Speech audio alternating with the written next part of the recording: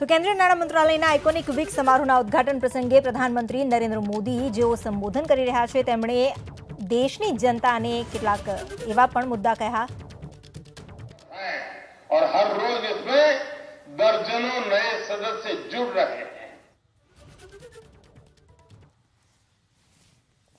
દરેક વ્યક્તિ રાષ્ટ્રના વિકાસમાં યોગદાન આપે છે અને આપતું રહેશે। આ ઉપરાંત આઝાદીના અમૃત મહોત્સવને લઈને લોકોએ કયા પ્રકારે સહયોગ આપવો અને કેવી રીતે આપણા ભારતને આગળ લઈ જવું પ્રગતિના પંથે તે અંગે પણ તેમણે વાત કરી। आजादी का ये अमृत महोत्सव सिर्फ 75 वर्षों का उत्सव मात्र नहीं है, बल्कि आजादी के हमारे नायक नायिकाओं ने आजाद भारत के लिए जो सपने देखे थे, उन सपनों को सेलिब्रेट करना, उन सपनों को परिपूर्ण करना, उन सपनों में एक नया सामर्थ्य भरना और नए संकल्प लेकर के आगे बढ़ने का ये पल है। आजादी के लंबे संघर्ष में जिसने भी हिस्सा लिया, उसने इस आंदोलन में एक अलग डायमेंशन को जोड़ा, उसकी ऊर्जा बढ़ाई। किसी ने सत्याग्रह का रास्ता अपनाया, किसी ने अस्त्र शस्त्र का रास्ता चुना, किसी ने आस्था और अध्यात्म का रास्ता चुना, तो किसी ने इंटेलेक्चुअली आजादी की अलग को जगाने में अपनी कलम की ताकत का उपयोग किया। किसी ने कोर्ट कचहरी में मुकदमे लड़कर के देश की आजादी में एक नई ताकत भरने का प्रयास किया। इसलिए आज जब हम आजादी के 75 वर्ष का पर्व मना रहे हैं, तो प्रत्येक देशवासी का कर्तव्य है कि वो अपने अपने स्तर पर अपना कोई विशिष्ट योगदान राष्ट्र के विकास में जरूर जोड़े। आप देखिए, अगर हम राष्ट्र के तौर पर देखें तो भारत ने बीते 8 वर्षों अलग अलग आयामों पर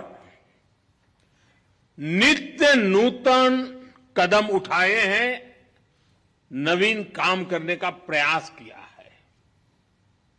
इस दौरान देश में जो जनभागीदारी बढ़ी, उन्होंने देश के विकास को गति दी है।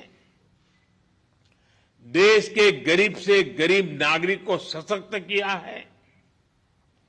स्वच्छ भारत अभियान ने गरीब को सम्मान से जीने का अवसर दिया।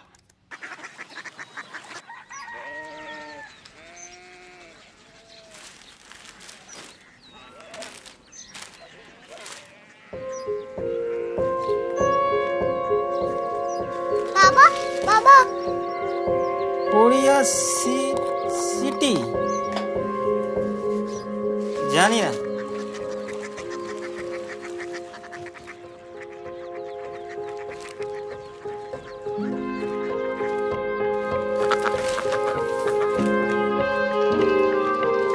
Korea city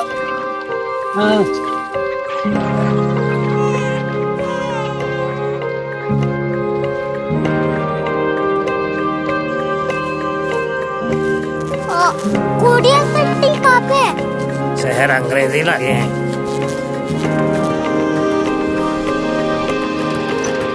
Korea city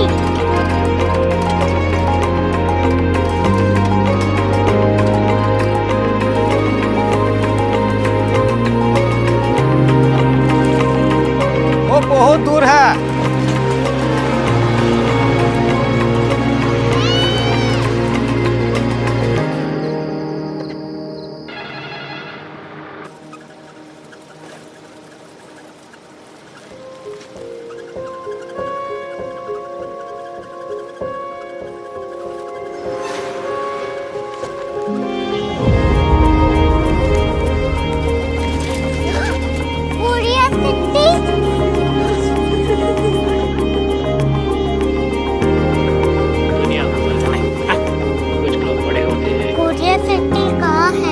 professor साहब को पता होगा।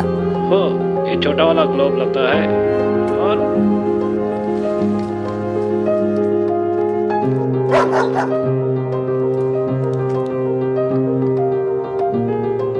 पता नहीं, मेरी बेटी से जाके मिल लो, शायद उसे मालूम हो।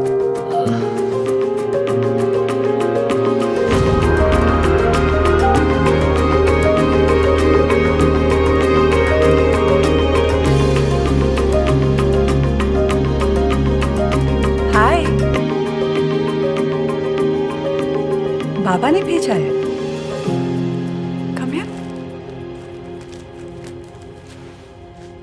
Korea city. कोरिया सिटी नहीं, क्यूरियोसिटी।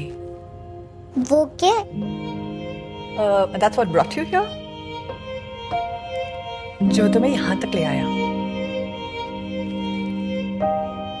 क्यूरियोसिटी।